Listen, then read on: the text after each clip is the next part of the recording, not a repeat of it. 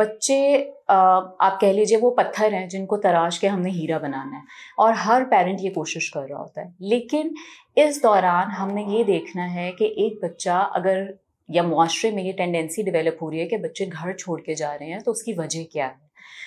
इसमें कुछ वजह हम शुरू कर लेते हैं घर से, कि अगर आपके एक बच्चे का घर का माहौल ऐसा है जिसके अंदर वो सिक्योर फील नहीं कर रहा, जिसके अंदर वो थ्रेटेंड फील कर रहा है, या जिसके अंदर वो उसको ये लग रहा है कि मैं इंडिपेंडेंट नहीं हूँ, तो उन बच्चों में फिर आगे जाके रिस्क ऑफ एलोपमेंट या घर से भाग जाना जो है वो हो सकता है। उसके अंदर ये भी चीज़ शामिल है कि पेरेंटिंग स्टाइल क्या है। अगर बहुत ज़्यादा अथॉरिटेरियन पेरेंटिंग स्टाइल है जिसके अंदर बच्चे को हर वक्त डिक्टेट किया जा रहा है, आप इस कुर्सी पे नहीं बैठ सकते, आप जूते पहन के कारपेट के ऊपर नहीं आएंगे, लेकिन एट द सेम टाइम आप खुद जूते लेके कारपेट के ऊपर ही आ रहे हैं, तो ये वो सारी छोटी छोटी चीज़ें हैं जो बच्चे के अंदर एक सेंस ऑफ आप कह लीजिए डिस्टेंस जो है ना वो डेवलप कर देती है, कि बच्चा जो है ना वो आप पेरेंट्स के साथ सिक्योर अटैचमेंट को फील नहीं कर सकता। सिक्योर अटैचमेंट बेसिकली एक ऐसा प्रोसेस है जिसके अंदर एक बच्चा पैदा होने के बाद से लेके पहले 2 साल तक बहुत तेज़ी से ट्रस्ट बिल्ड करता है अपने पेरेंट्स या केयर गिवर्स के साथ। अगर हमने पहले 2 साल में बच्चे को किसी भी तरह का, या तो उसने वायलेंस देखा है, जैसे अक्सर पेरेंट्स घर में ना चाहते हुए, आप बच्चे के साथ तो नहीं हैं, उसको पनिश नहीं कर रहे हैं या उसको मार नहीं रहे हैं, लेकिन मियाँ बीवी जो हैं वो आपस में बच्चे के सामने लड़ाई कर रहे हैं, तो इस चीज़ का इफेक्ट उस बच्चे के ऊपर हो रहा है पहले 2 सालों में, और वो जो सिक्योर अटैचमेंट है वो नहीं डेवलप हो पा रही ठीक से। फिर आ जाते हैं, यह तो आपने के थे घर के अवामिल। फिर घर के अवामिल के बाद आ जाते हैं आपके इन्वायरमेंट में क्या क्या फैक्टर्स हैं। इन्वायरमेंट के अंदर एक जो बच्चा स्कूल जा रहा है उसके अंदर उसका स्कूल का इन्वायरमेंट है, जैसे कि स्कूल में उसको कोई बुली तो नहीं कर रहा, स्कूल में उसके दोस्त कैसे हैं और उन दोस्तों की प्रेफरेंसेस क्या हैं, क्या वो किसी ऐसे बिहेवियर में, जिस तरह के आजकल बहुत ज़्यादा ड्रग्स का मसला हो गया हुआ शुरू, या जिस तरह सोशल मीडिया यूजेज का मसला शुरू हो गया हुआ है, तो क्या वो बच्चे उन चीज़ों में मुलविस तो नहीं है।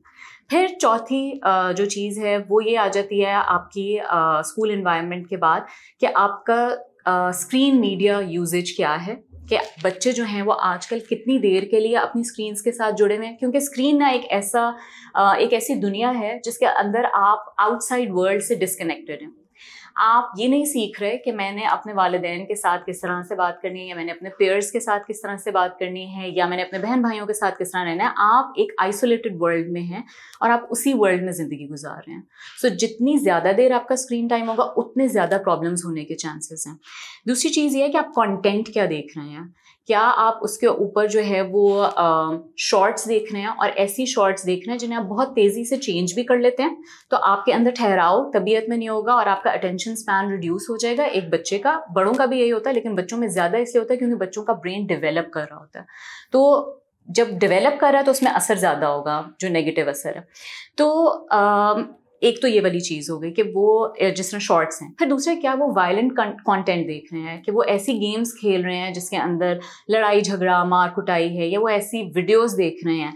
फिर क्या वो ऐसे टीनेजर इन्फ्लुएंसर्स हैं आजकल जो ये कह रहे हैं कि हम घर से बाहर जो हैं हम इंडिपेंडेंट हैं और हम शायद बहुत अच्छा अर्न कर रहे हैं, और हमने हर चीज़ की वैल्यू मनी से रिलेट कर दी है।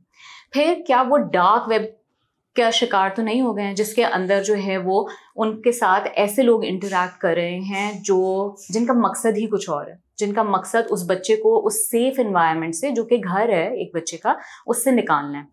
और सबसे आखिर में आ जाता है बच्चे के अपने पर्सनल फैक्टर्स। जो पर्सनल फैक्टर्स हैं ना, उसमें बच्चे का डेवलपमेंटल लेवल बहुत ज़्यादा इंपॉर्टेंट है, कि एक बच्चे की समझ की इस्तिताअत क्या है। जो बच्चे जहनी तौर पर थोड़े कमज़ोर होते हैं वो 12 साल के, लेकिन उनकी जो जहनी आप कह लीजिए उम्र है वो 8 साल है लेट्स से, या वो 4 साल है, वो अपने डिसीजंस नहीं ले सकते कि मैं आज इस दरवाजे से बाहर चला गया तो क्या मुझे कोई अगवा कर लेगा, वो ये चीज़ नहीं समझ सकते। इसी तरह ऑटिज्म वाले बच्चे, उनके लिए सोशलाइजेशन एंड कम्युनिकेशन एक मसला होता है। वो बच्चे वो हैं जो अगर दरवाज़ा खुला है तो वो बाहर भाग जाएंगे। सो ये सारे अवामिल हैं जिसके अंदर जो है वो बच्चों में एलोपमेंट के चांसेस हो जाते हैं। सोशल मीडिया बहुत बड़ा हाथ है आजकल, बिकॉज जेन अल्फा जो है ये वो बच्चे हैं जिन्होंने पैदा होते ही बैठते बाद में फ़ोन या टीवी पहले होता है इनके सामने। ये वो बच्चे हैं जो अभी खुद से अपना नाम लेना नहीं शुरू करते, लेकिन फ़ोन को अनलॉक करके उसके ऊपर यूट्यूब पे जाके वीडियोस देख लेते हैं अपनी पसंद के। सो ये पेरेंट्स का काम है अब कि हमने इसको कैसे कंट्रोल करना है, और हमने स्क्रीन मीडिया गाइडलाइंस को फॉलो करना है। स्क्रीन मीडिया गाइडलाइंस ये हैं कि पूरी दुनिया में हर कंट्री जो है वो ये कहती है कि बच्चों के लिए बिलखुसूस कितना स्क्रीन टाइम जो है वो अलाउड है। और 2 साल से पहले ऑलमोस्ट सारी ही कंट्रीज़ ये कहती हैं कि बच्चों का स्क्रीन टाइम 0 होना चाहिए। टीवी, मोबाइल बिल्कुल कतन उनको ज़िंदगी में उनके लाने की ज़रूरत नहीं है 2 साल से पहले। हम नहीं चाहते कि एक बच्चा व्हील्स ऑन द बस बोले, लेकिन जब आप उसे कहें कि अब्दुल्ला आप कैसे हो, तो वो आपको कोई रिस्पॉन्स ना दे। हम ये नहीं चाहते। तो हम नहीं चाहते कि एक बच्चा रट ले स्क्रीन के ऊपर बार बार एक ही चीज़ देख के और उसकी ब्रेन की वायरिंग ख़राब हो जाए। सो 2 ईयर्स से पहले 0 है, और उसमें सिर्फ जो चीज़ अलाउड है वो ये है कि आप वीडियो चैटिंग कर सकते हैं अगर आपके कोई डिस्टेंट रिलेटिव हैं, जैसे वालिदैन में से कोई एक बाहर रहता है या कोई पुप्पो खाला हैं जिनसे आप बात करना चाहते हैं। 2 साल से लेके 12 साल तक की उम्र में 1 घंटा पूरे दिन में, जिसमें आपने कोशिश ये करनी है कि 20 मिनट के 3 चंक्स हों। This is outside of your school work. जिस तरह अब आजकल बच्चों के स्कूल का काम भी स्क्रीन यूज़ करके ही हो रहा होता है, ऑनलाइन होती हैं मोस्टली चीज़ें। So this is recreational time. लेकिन रिक्रिएशनल टाइम जो है उसके अंदर पेरेंट्स का काम है कि वो मॉनिटर करें कि उनका बच्चा क्या कर रहा है। रिसेंटली जो है वो हमने एक बच्चा था जिसने पबजी से जो है वो किसी चैट रूम में गए हैं, और चैट रूम से जो है वो उनको पोर्नोग्राफी दिखाई गई है, और अब वो बच्चा जो टीनेज में है वो सिवियर डिप्रेशन के साथ है। उसने अपने आप को सोशली आइसोलेट कर लिया। So these are the things जो एक्चुअल प्रॉब्लम्स हैं। जब हम बच्चे के अंदर चाइल्ड फैक्टर्स की बात करते हैं, स्पेशली 8 साल से लेके 12 साल तक की उम्र में, तो हमने ये, या 14 साल तक की उम्र में, या 16 साल तक की उम्र में, तो हमने ये देखना है कि क्या बच्चे में डिप्रेशन की अलामात तो नहीं है, क्या बच्चे में एंजाइटी की अलामात तो नहीं है। और ये वो छोटी छोटी चीज़ें हैं जो पेरेंट्स ने आइडेंटिफाई करनी है। इन्हें हम कहते हैं रेड फ्लैग्स। रेड फ्लैग्स का मतलब ये है कि एक बच्चा एकदम से ज़्यादा गुस्सा करने लग गया। पहले उसमें ये मसला नहीं था, लेकिन एकदम से उसका बिहेवियर चेंज हुआ और अब वो गुस्सा ज़्यादा करने लग गया। एक बच्चा चिड़चिड़ा ज़्यादा हो गया, एक बच्चा खामोश हो गया, एक बच्चा रोने लग गया ज़्यादा, बात बात पे जो है वो उसको कोई चीज़ पसंद नहीं आ रही है, जो पहले चीज़ें पसंद थी वो अब नापसंद है। तो ये वो सारे रेड फ्लैग्स हैं, या भूख कम हो गई है। सो ये वो सारे रेड फ्लैग्स हैं जो पेरेंट्स को वॉच आउट करने की ज़रूरत है, और पेरेंट्स को अपने बच्चों के साथ बॉन्डिंग करने की ज़रूरत है। 3 साल में एक बच्चे का जो ब्रेन जिस रफ्तार से ग्रो करता है वो ज़िंदगी में दोबारा कभी उतनी रफ्तार से नहीं करेगा।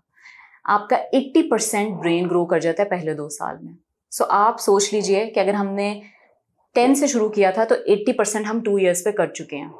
ये वो टाइम है जिसके अंदर हमने सिक्योर अटैचमेंट बच्चे के साथ डेवलप करनी है, और उसके लिए बहुत ज़रूरी है कि आप बहुत अर्ली ऑन एज से, क्योंकि मेरा ताल्लुक डेवलपमेंटल पीडियाट्रिक से है, बहुत अर्ली एज से आप अपने बच्चे के साथ 1-to-1 इंटरेक्शन करें। सो पूरे दिन में 24 घंटे में सिर्फ 15 मिनट ऐसे होने चाहिए हैं जो आपके और आपके बच्चे के हों। ये वालिद और बच्चे के भी हो सकते हैं, और ये वालदा और बच्चे के भी हो सकते हैं। अगर दोनों 15-15 मिनट दे दें तो ज़बरदस्त, ठीक है।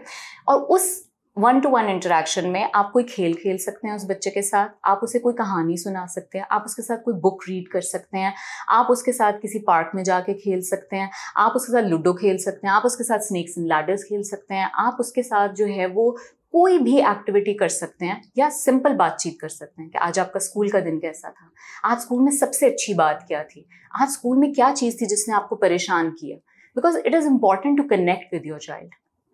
फिर उसके बाद ये तो हमने बात कर ली कि जहाँ तक इंटरेक्शन है, फिर अपने ना बच्चे की ज़िंदगी में एक रूटीन इस्टेब्लिश करें। जब तक हम रूटीन इस्टेब्लिश नहीं करेंगे तो बच्चों के लिए अनप्रिडिक्टेड हर चीज़ रहेगी, और फिर वो रिस्क टेकर ज़्यादा बन जाएंगे। सो एक रूटीन होनी चाहिए। बच्चों में चॉइस की जो है एबिलिटी को प्रमोट करें। एज अर्ली एज 18 मंथ्स उनको चॉइसेस दें। आपने रेड शर्ट पहनी है, येलो शर्ट, अच्छा मामा ये वाले शूज़ पहने या ये वाले, मामा आज ये वाला स्कार्फ पहने या रेड वाला। ऐसी चॉइसेस जिससे आपको कोई, मामा ये वाला पेन यूज़ करें या ये वाला। सो ऐसी चॉइसेस जिससे आपको कुछ फ़र्क नहीं पड़ रहा, लेकिन उस बच्चे के लिए बहुत ज़्यादा मैटर करती हैं। और फिर अपने बच्चों के दोस्तों का ख्याल रखें कि बच्चे के दोस्त कौन हैं, वो किन से मिल रहे हैं, उनके साथ बातचीत करें, उनके पेरेंट्स के साथ बातचीत करें। ये मत अज्यूम करें कि आपका बच्चा जो वो अच्छी कंपनी में ही है। एंड लास्टली जो हमने पहले बात की थी कि उनके जो स्क्रीन मीडिया यूजेज है उसको मॉनिटर करें। ये बहुत ज़रूरी है अगर हम अपनी नेक्स्ट जनरेशन को बचाना चाहते हैं तो।